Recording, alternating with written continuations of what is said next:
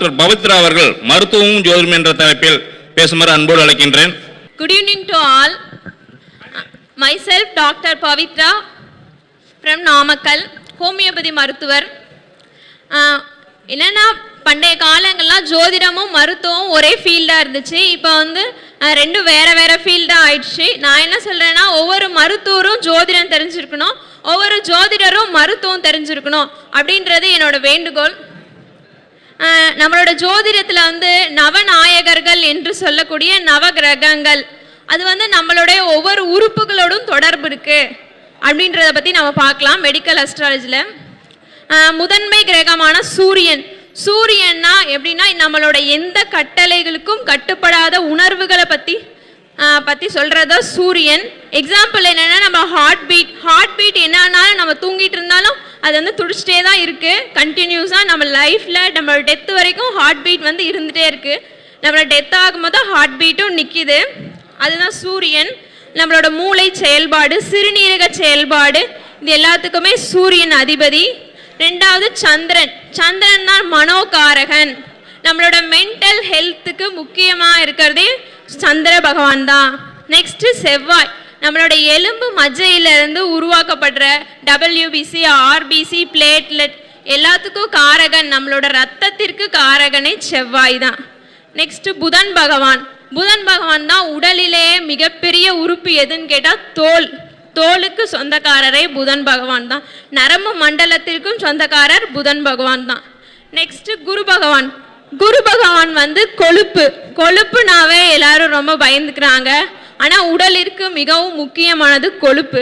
அது எந்த மாதிரி கொழுப்புனா நல்லது அப்படின்னு பார்த்தோன்னா, good cholesterol, HDL, high density lipoprotein. HDL வந்து நம்ம உடலுக்கு ரொம்ப நல்லது. LDL, லோ டென்சிட்டி லிப்போப்ரோட்டீன் வந்து நம்ம உடலுக்கு கெட்ட கொழுப்பு அப்படின்னு சொல்லுவாங்க, பேட் கொலஸ்ட்ரால். HDL வந்து நம்ம உடம்புல வந்துட்டு 50 mg/dL அட்லீஸ்ட் அவ்வளவாவது இருக்கணும். பேட் கொலஸ்ட்ரால் LDL வந்துட்டு 100க்கு மேலே போகக்கூடாது. இதுவே 100க்கு மேலே HDL வந்து அதிகமாச்சு அப்படின்னா அதுதான் ஹார்ட் அட்டாக்கு, ஸ்ட்ரோக்கு, இந்த ப்ராப்ளம்லாம் வரதுக்கு காரணம். இதுக்கெல்லாம் அதிபதி யாருன்னு பார்த்தோன்னா நம்மளோட குரு பகவான் தான். நெக்ஸ்ட்டு சுக்கிரன் தான் ஹார்மோனுக்கு அதிபதி. எல்லா ஹார்மோன்ஸ்க்கும் யார் அதிபதின்னு பார்த்தோன்னா நம்ம சுக்கிரன் தான். நெக்ஸ்ட்டு சனி பகவான் தான் ரத்தத்தில் ஏற்படும் அடைப்பு, கற்கள், kidney stone, Khel bladder stone, இது எல்லாத்துக்கும் அதிபதி யாருன்னு பார்த்தோன்னா சனி பகவான் தான். இப்போ ஒரு ஜாதகத்தில் சுக்கிரனும் சனியும் சேர்ந்துருக்கு அப்படின்னா அந்த ஜாதகருக்கு கிட்னி ஸ்டோன் வரும். ஏன்னா சுக்கிரன்றது கிட்னி காரகன், சனி பகவான் வந்து ஸ்டோனு காரகன். இது எந்த காலகட்டத்தில் நடக்கும் அப்படின்னா அந்த தசா புக்தி கோச்சாரங்கள் சம்மந்தப்படும் போது இது ஏற்பட வாய்ப்பு இருக்கு. நெக்ஸ்ட்டு ராகு பகவான் வந்து டியூமர்ஸ், கட்டிகளுக்கு அதிபதி. கேது பகவான் வந்துட்டு சிறு சிறு துவாரங்கள், நம்மளோட குடல் பகுதி, பெருங்குடல், சிறுங்குடல், இதுக்கெல்லாம் அதிபதி யாருன்னு பார்த்தோன்னா நம்மளோட கேது பகவான் தான். நெக்ஸ்ட்டு இந்த நவீன காலத்தில் நோய் வரத்துக்கு பல்வேறு காரணங்கள் இருக்கலாம். நான் பார்க்குற மெயினான 2 காரணங்கள் என்னன்னா, ஒன்று மனதில் ஏற்படும் பிரச்சனை. மனசுனால தான் உடம்புல நிறைய நோய்கள் வருது. இதுக்கு யாருன்னா சந்திரன், மனோகாரகன். மனதில் ஏற்படும் பிரச்சனை. மனமும் மலமும் சரியாக இருந்தால் மருந்தே தேவையில்லை. மனமும் மலமும் சரியாக இருந்தால் மருந்தே தேவையில்லை. அப்போ ஒருத்தருக்கு மனசும் டெய்லியும் ஈஸியாக அவங்க ஸ்டூல் பாஸ் பண்ணிட்டாங்கன்னா அவங்களுக்கு எந்த மருந்தும் எந்த மெடிசனும் அவங்க எடுத்துக்கவே தேவையில்லை. நெக்ஸ்ட்டு மனசில் ஏதாவது கவலை, ஸ்ட்ரெஸ்ஸாக இருந்தாங்க அப்படின்னா அவங்களுக்கு வயிற்றில் அல்சர் வரும்.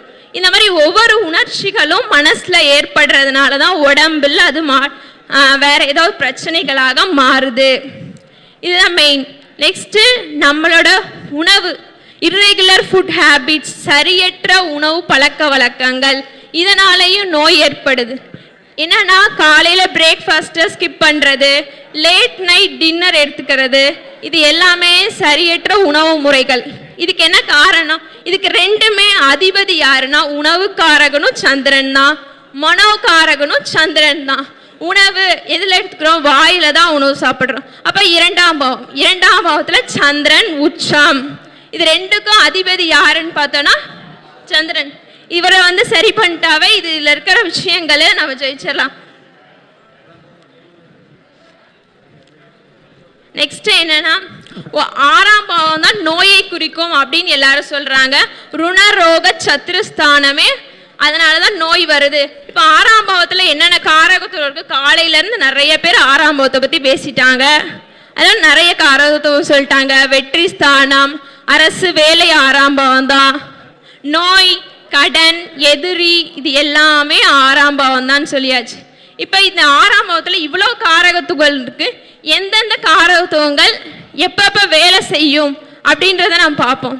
இப்ப ஆறாம் பாவத்தோட அதிபதிய சனி பகவான் தொடர்பு கொள்ளும் போது, கோச்சாரங்கள்லயோ தசாபுக்தி காலங்கள்லயோ தொடர்பு கொள்ளும் பொழுது அவங்களுக்கு வியாதி ஏற்படும். ஏன்னா சனி பகவான் தான் நோய்க்கு காரகன்.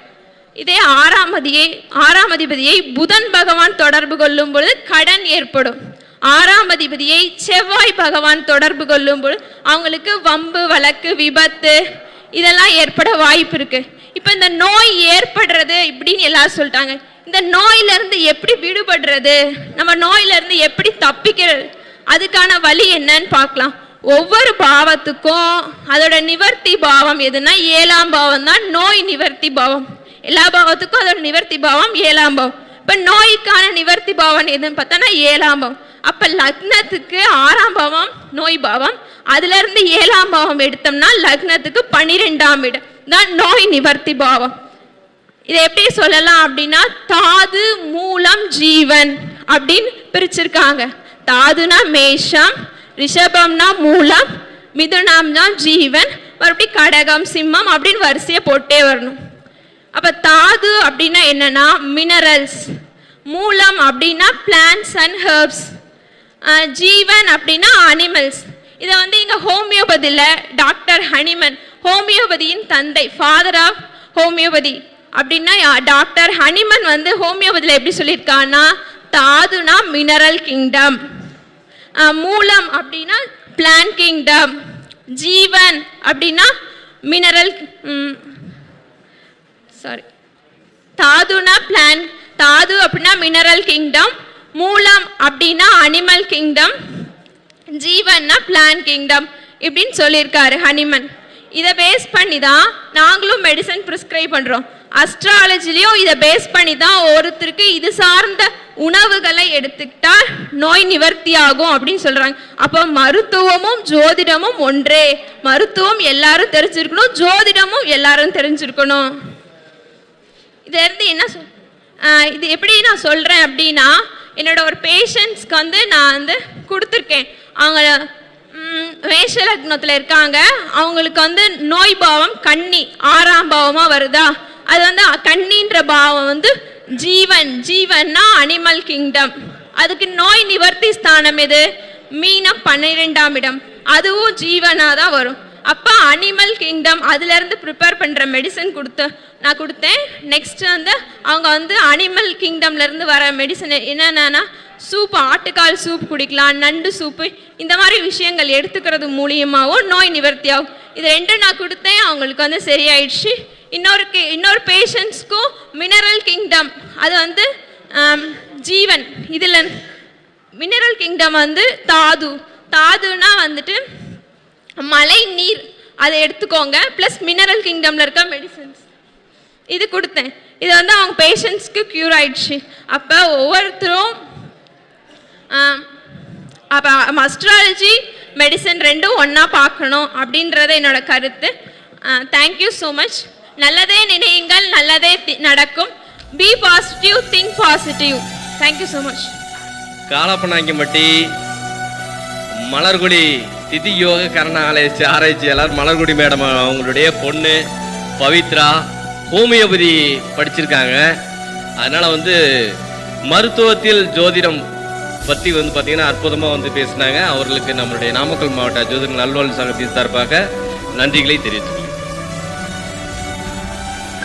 ஹோமியோபதி கன்சல்டேஷன் யாருக்காவது வேணும் அப்படின்னா என்னோட நம்பர் கான்டாக்ட் பண்ணலாம்.